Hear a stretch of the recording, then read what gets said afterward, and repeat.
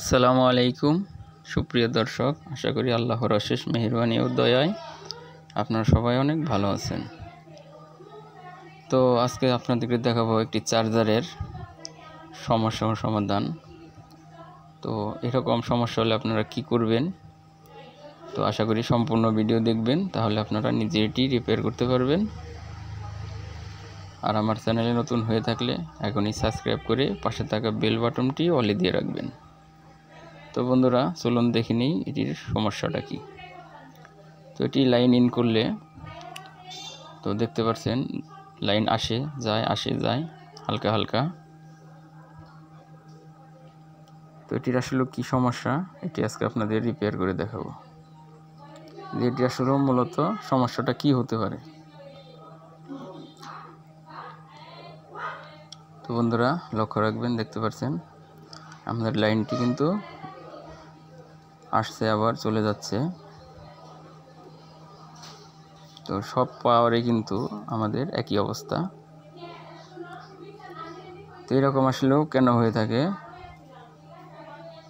তো ধৈর্য ধরে অবশ্যই কিন্তু ভিডিওটি দেখবেন।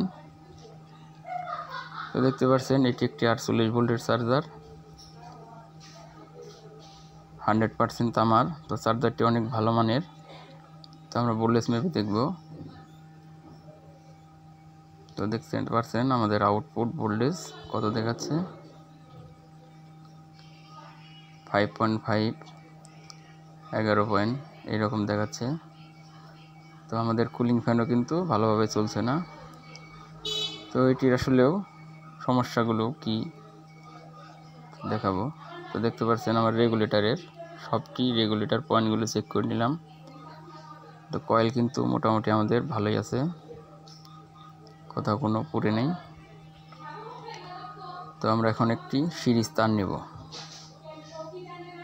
তো এটির কিন্তু অবশ্যই আমরা ফিউজ আগে ভালোভাবে দেখে নিয়েছি।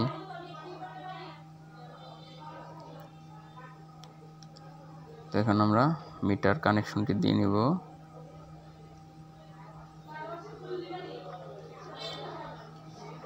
তো আমরা মিটারের কানেকশনটি দিয়ে নিলাম।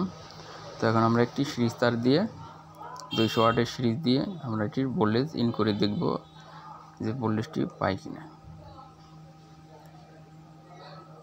তো দেখতে পাচ্ছেন আমাদের চার্জারের ভোল্টেজ কিন্তু চালু হয়ে গেছে।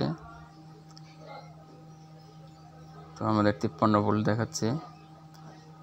তো এর মেন সমস্যা হচ্ছে আমাদের এই এসি ইন প্লাগে তার সহ আমরা এটিকে ফালিয়ে দেব, চেঞ্জ করে নেব। তো আমরা মাপ মতো কেটে নিলাম ইনপুটের তারগুলো। তো আমরা সোল্ডারিং করে তারটা খুলে নেব।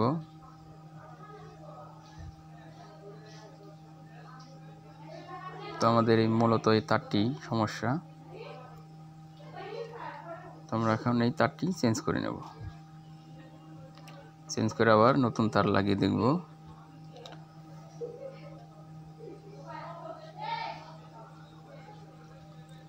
তো দেখতে থাকুন। তো আমরা তারটি কিন্তু লাগিয়ে নিয়েছি। তো এখন আমরা তারগুলো কানেকশন করে দেব ভালোভাবে।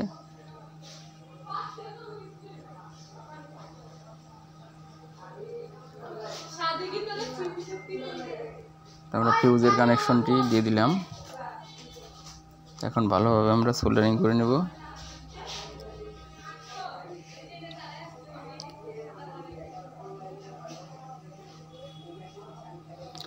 তো এই চার্জারটি 3-4 জন মিস্ত্রি টেকনিশিয়ানের কাছ থেকে ফেরত এসেছে, তারা কোনো সমস্যা সমাধান করতে পারেনি। তো এটি কিন্তু একদম সিম্পল একটি কাজ। এটি আলাদা একটি ভোল্টেজ দিয়ে চেক করলেই দেখতে পাচ্ছেন, আলাদা ভোল্টেজ দিয়ে আমরা চেক করে নিলেই কিন্তু আসলে সমস্যার সমাধান হয়ে যায়।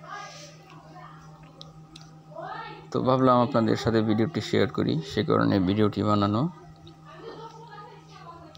তো আমার চ্যানেলে এরকম অনেক চার্জারের ভিডিও দেওয়া আছে, আপনারা চাইলে ভিজিট করতে পারেন। আমরা সোল্ডারিং করে ভালোভাবে টেপিং করে নিলাম। তো এখন আমরা লাইনটি ইন করে দেব। তো দেখতে পাচ্ছেন আমাদের লাইন কিন্তু এসে গেছে। আমরা ভোল্টেজটি মেপে দেখব।